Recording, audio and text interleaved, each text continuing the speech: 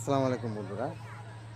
আপনারা জানেন যে এখন আপনারা লক্ষ্য করবেন গ্রামের প্রত্যেকটা গ্রামে যে এলাকায় আ নির্বাচনের আমেজ বয়ে গেছে বা পুরা নির্বাচন শুরু হয়ে গেছে। ৫ই আগস্টের পর থেকে আপনারা দেখবেন যে আ বাংলাদেশে প্রত্যেকটা এলাকায় মহল্লায় কোনো আওয়ামী লীগ নেই।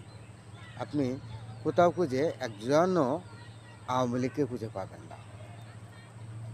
সবচেয়ে অবাক করার বিষয় হলো যারা আওয়ামী লীগ করতো, এই বাংলাদেশে যারা আওয়ামী লীগ করতো, ফেসিবাদ করতো, এখন তারা সব বিএনপি হয়ে গেছে, নতুবা জামাত হয়ে গেছে, কিংবা এনসিপি হয়ে গেছে। আপনি সারা দেশে কোথাও খুঁজে একজনও আওয়ামী লীগ পাবেন না, সবাই বিএনপি হয়ে গেছে।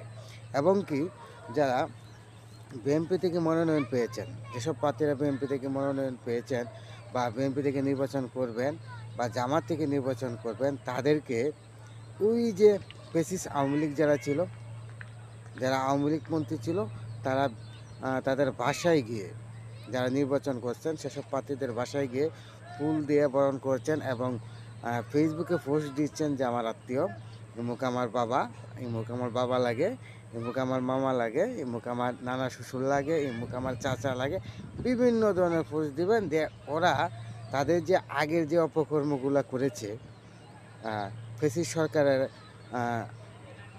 থেকে, দোসর থেকে যারা আওয়ামী লীগ হতো, তারা তাদের ওই কার্যকলাপকে মুছে দেওয়ার জন্য এখন তারা এই পদক্ষেপ নিচ্ছে। তারা এখন বিএনপি হয়ে গেছে, আওয়ামী লীগ এখন আর তারা করে না, তারা বিএনপি হয়ে গেছে এবং তারা জামাত হয়ে গেছে। এরকম একটা মোটিভ তারা এদেশে সৃষ্টি করেছে।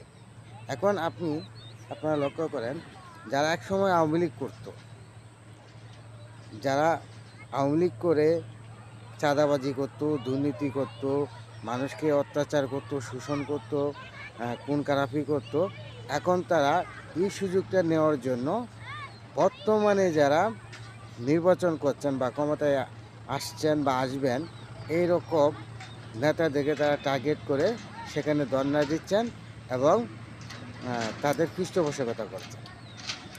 এইভাবে যদি চলতে থাকে তাহলে জুলাই অভ্যুত্থান কেন, হাজারবার অভ্যুত্থান ঘটলেও বাংলাদেশের মানুষের ভাগ্যের পরিবর্তন হবে না, বাংলাদেশের রাজনৈতিক অবস্থার পরিবর্তন হবে না। নতুন ধারার যে রাজনৈতিক বন্দোবস্ত বা ইনসাফের বাংলাদেশ আমরা দেখছি, সেটা কখনো পরিবর্তন হবে না।